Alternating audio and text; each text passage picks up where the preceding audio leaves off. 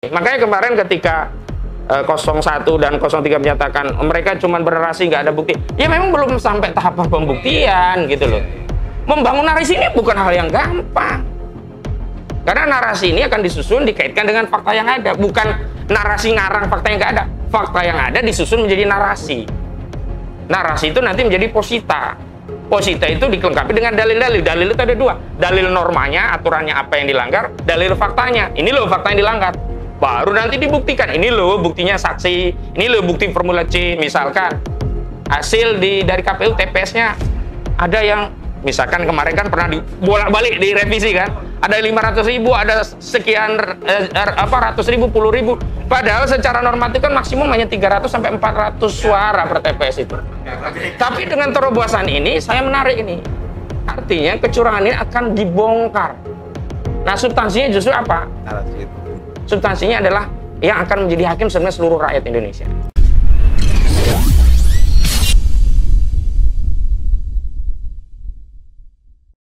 Jadi begini, bismillahirrahmanirrahim.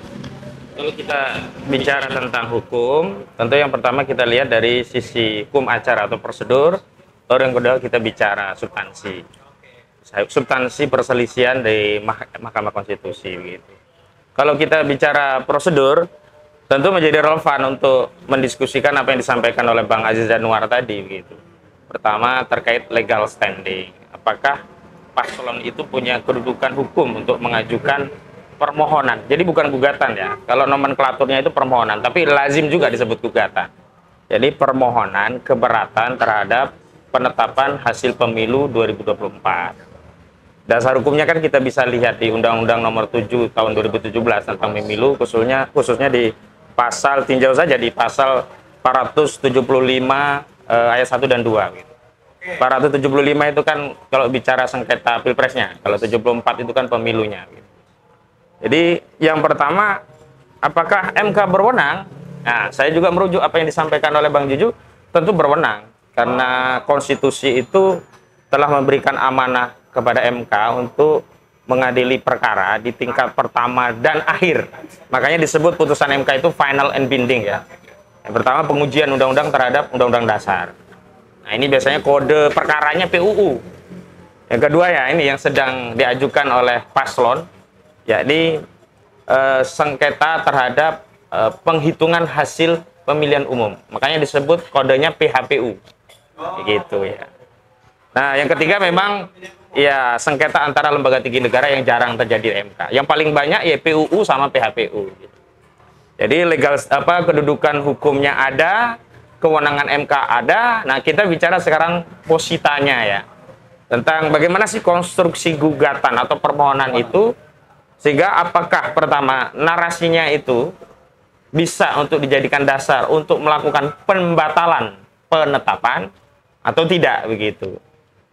Kan ujungnya itu adalah ujung daripada proses permohonan itu kan keberatan terhadap penetapan. Nah, penetapan yang dipersoalkan itu kan adalah keputusan Komisi Pemilihan Umum nomor 360 tentang penetapan hasil pemilu 2024. Baik hasil pilpresnya, DPR, DPRD, DPD, termasuk DPD. Nah, hanya kalau tim 01 dan 03 itu kan spesifik hasil pilpresnya begitu. Nanti banyak juga itu yang dari partai-partai, cuman itu terkait hasil pileg gitu. Nah, kita fokus ke pilpres gitu ya. Nah, jadi kalau objeknya itu adalah penetapan, memang kalau kita lihat fokusnya itu adalah hasil memang, bukan proses.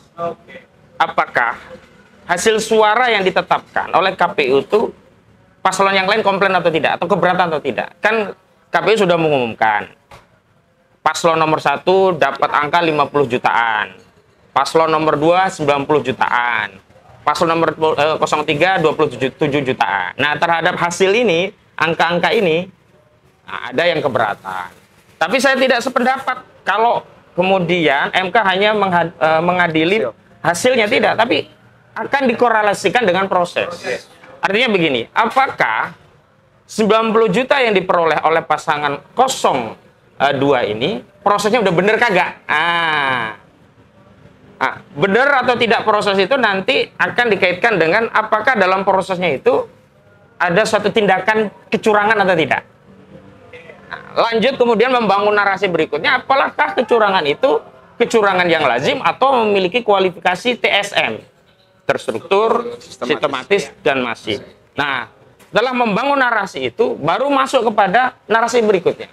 Apakah kecurangan yang bersifat terstruktur, sistematis, dan masif itu berkorelasi terhadap hasil daripada suara paslon? Nah, kalau ada korelasinya, masuk kepada narasi berikutnya. Apakah kalau tidak ada kecurangan, ada angka suara yang tidak didapatkan oleh paslon tertentu dan akan menjadi milik paslon yang lain, begitu loh. Nah, kalau ada angka itu, apakah nilainya signifikan tidak? Tidak. Kalau nilainya signifikan, itu akan mengubah keputusan KPU, karena yang menang akan berubah. Kalau nilainya tidak signifikan, memang ada kecurangan, tapi nilainya tidak signifikan terhadap perolehan suara paslon yang lain. Nah, ini biasanya akan diabaikan oleh MK. Saya kasih contoh begini ya. Jika dua paslon bersengketa, paslon pertama dapat 60, paslon kedua 40. 40 menggugat ada kecurangan, terbukti. Kalau tidak curang, dia harusnya dapatnya 45.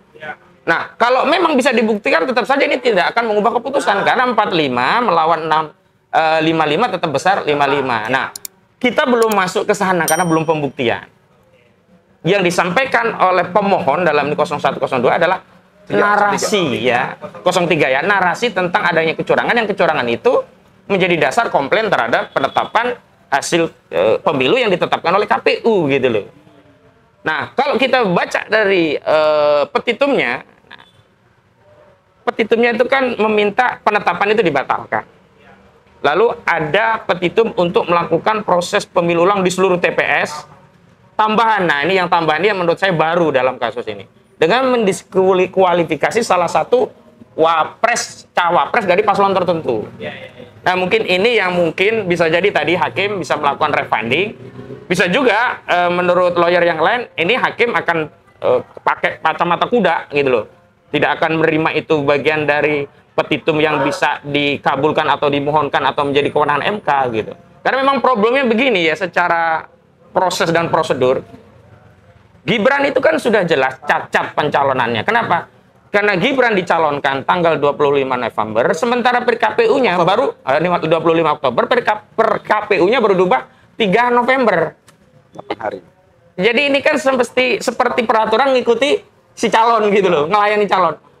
Dan ini sudah dibawa ke Dewan Kode Etiknya, ya. Sudah diputus ini melanggar etik. Hanya memang pelanggaran etik ini tidak berpengaruh terhadap keputusan penetapan paslon oleh KPU, sehingga Gibran waktu itu tetap jalan gitu loh. Nah, saat itu memang tidak ada sarana untuk membawa. Nah, mungkin inilah yang kemudian dibawa ulang ke MK. Hanya problemnya apakah MK nanti bisa berpikir progresif, refunding tadi, atau MK pasang kacamata kuda. Kalau MK pasang kacamata kuda, ya MK hanya akan mengatakan ini bukan kewenangan MK. Tapi kalau MK bisa menggali dan dia bisa melakukan terobosan, tapi kita lihat praktiknya MK bagaimana sih? Nggak konsisten praktiknya. Contoh, dalam konteks pengujian undang-undang, itu ada putusan MK yang menyatakan MK tidak berwenang membuat norma baru. Jadi yang punya kewenangan membuat norma itu legislator, DPR, bukan MK. Tapi ada kasus dulu Undang-Undang Kewarganegaraan kalau nggak salah, MK membuat norma baru dengan melegilisasi nomenklatur aliran kepercayaan di nomenklatur KTP, padahal itu adalah norma baru. Artinya memang ya suka-suka MK sebenarnya. Hari ini ya suka-suka MK, kalau dia mau berpihak kepada tuntutan masyarakat tentang pemilu curang, dia bisa. Kalau MK nggak mau berpihak, ya dia pasang badan aja. Oh, undang-undangnya kami hanya mengadili penetapannya saja, tidak ada penetapan calon. Penetapan kalau cari alannya di situ. Makanya memang kalau saya jadi kuasa hukum 0103 dilematis, serba salah. Kenapa? Tidak memasukkan itu berarti problemnya nanti hanya mahkamah kalkulator. Ya. Hanya nanti hitung-hitungan saja, hitung-hitungan aja. Oh begitu. Iya. Memang ada kecurangan tapi selisihnya nggak signifikan. Ya wassalam juga gitu loh. Tapi dengan terobosan ini saya menarik ini. Artinya kecurangan ini akan dibongkar. Nah, substansinya justru apa? Narasi itu. Substansinya adalah yang akan menjadi hakim sebenarnya seluruh rakyat Indonesia. Biar rakyat akan mengetahui sebenarnya proses pemilu ini benar-benar memenuhi kriteria asas pemilu tadi ya. Ya, bebas, jujur, adil ya, luber lah, jurdil kalau kita kan langsung umum, bebas, rahasia, jujur dan adil. Tapi stasiunnya saya lihat tadi kan kebebasan sama jurdilnya ya. Kalau rahasianya masih ada sih karena nggak ada orang habis nyoblos dipaksa untuk kasih tahu kamu apa tadi nyoblosnya. Nah, memang kesulitan membangun narasi itu adalah pada proses apakah pengaruh bansos itu bisa mempengaruhi hasil? Ya, ini bisa, kausalitasnya bisa misalkan. Yang sulit adalah apakah kalau tidak ada pengaruh bansos, calon pemilih itu akan memilih yang lain. Nah, ini yang kemudian nanti akan mempengaruhi hasil suaranya. Dan selisihnya itu yang akan dihitung. Apakah selisihnya akan cukup signifikan untuk melampaui antara 90 juta dengan 50 juta, kalau ini yang pertarungannya antara 01 dan 02, atau 90 juta dengan 27 juta, kalau ini pertarungannya 03 dengan 02. Nah, ini yang kita belum tahu proses pembuktiannya nanti seperti apa begitu. Hanya memang kalau kita bicara tentang substansi suara, hitung-hitungan, mau nggak mau semua akan kembali kepada formulir C1. Nah, kalau mau kembali ke formulir C1, berarti mau nggak mau pembuktiannya harus menghadirkan formulir C1 sebanyak 820.000 dari seluruh TPS yang ada. Atau mungkin kalau kita punya hitung-hitungan, 60%-nya bisa mewakili, tapi dalam hukum nggak bisa pakai asumsi. Kalau pembuktian kan nggak bisa asumsi, 60% ini mewakili seluruh, nggak bisa. Kalau surveinya Denny JA ya bisa lah, dia kan suka-suka dia gitu kan ya. Surveinya yang lain-lain bisa lah. Tapi ada satu yang menurut saya ini menjadi menguatkan apa yang menjadi komplain permohonan 01 dan 03. Survei Litbang Kompas. Kenapa saya katakan itu relevan? Karena begini, Kompas dalam quick count-nya menyatakan 01 menang 58%, persis seperti yang diumumkan KPU. Persis yang dibilangin oleh Denny JA, Kodari dan yang lainnya. 02, mohon maaf ya, persis hasilnya. Tapi Kompas pada saat sama merilis dukungan hak angket 62%. Yang mendukung hak angket otomatis nggak dukung 02 dong. Kalau yang sudah menang, pasti dia nggak mau ribut dengan hak angket. Udah menang kok. Diam-diam aja gitu. Artinya kan ada anomali. Jangan-jangan survei Kompas yang awal itu memang bagian dari desain. Justru yang real itu adalah ketika ada komplain. Dan kalau 60% ini kaitannya tidak adanya dukungan kepada 02, berarti kan suara menyebar. Paling tidak kemungkinannya dua. Pemilu itu 2 putaran, baik dengan 02 termasuk di dalamnya, atau bahkan 02 terlempar di tahap awal. Karena memang syarat untuk menang 1 kali putaran itu kan, pertama dia harus 50% lebih.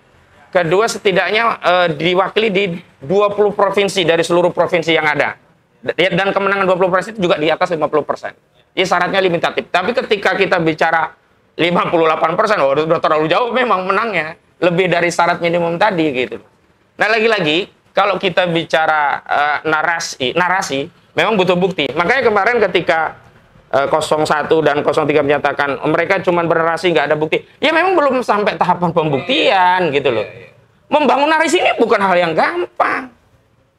Karena narasi ini akan disusun dikaitkan dengan fakta yang ada. Bukan narasi ngarang fakta yang nggak ada. Fakta yang ada disusun menjadi narasi. Narasi itu nanti menjadi posita. Posita itu dilengkapi dengan dalil-dalil. Dalil itu ada 2. Dalil normanya, aturannya apa yang dilanggar. Dalil faktanya. Ini loh fakta yang dilanggar. Baru nanti dibuktikan. Ini loh buktinya saksi.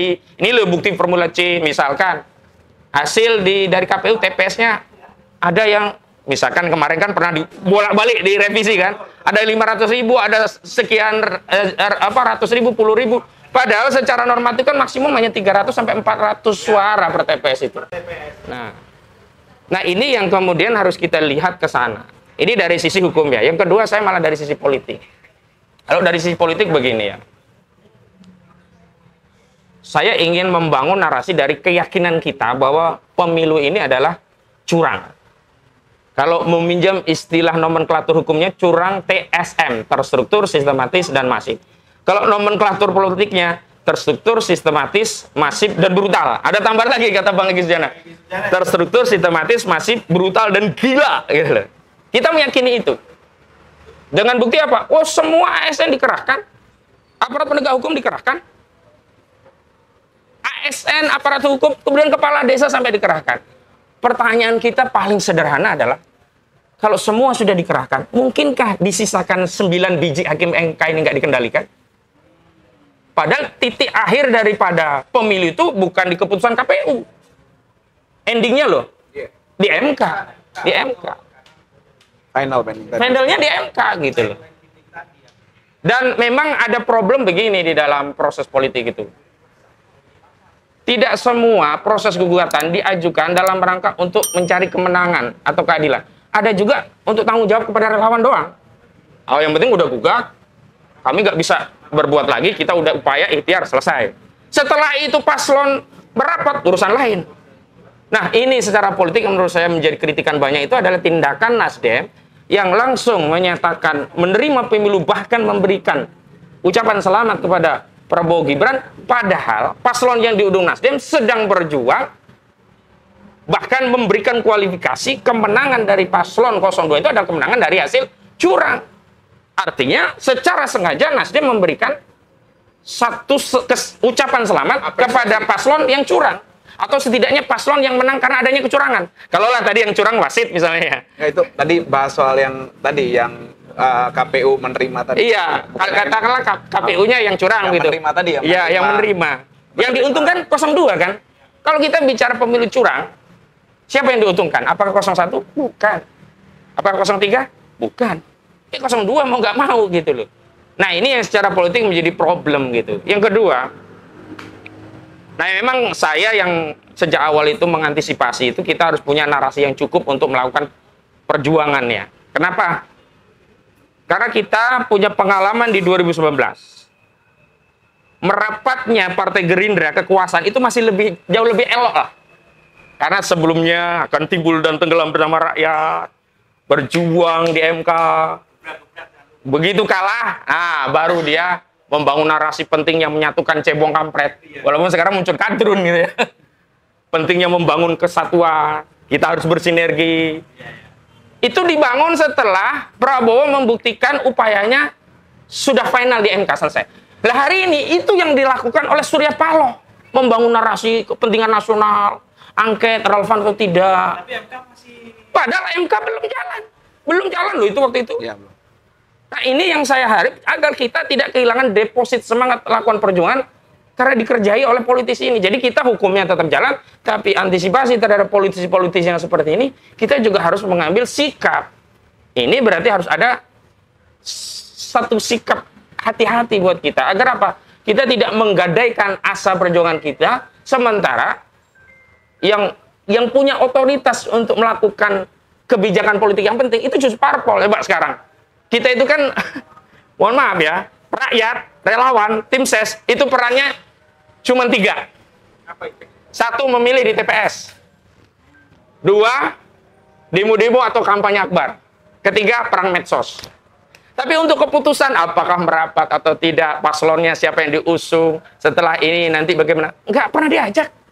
Termasuk ya, apakah kita akan memberikan ucapan selamat pada hasil pemilu, nggak pernah diajak. Kalau misalkan Nasdem itu meminta pertimbangan relawan dan yang lainnya tentang sikap politik Nasdem pasca pengumuman KPU, pasti semuanya nggak setuju. Nggak mau, ngapain? Kecuali kita sudahi itu, nggak akan mengajukan ke MK. Sudahlah, kita sudahi. Kita ingin reborn bersatu, Anies juga semeleh gitu. Dan sebenarnya ini kan panjang prosesnya. Saya masih ingat Bang Aziz dulu, waktu itu kan kita sudah lihat.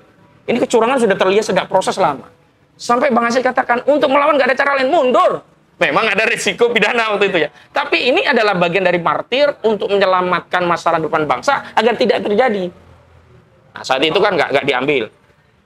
Dan kita Bang Juju, TPU kan sudah ke DPR untuk mendiskualifikasi Jokowi. Karena apa? Pemilu jurdil masih ada Jokowi, rasanya mustahil.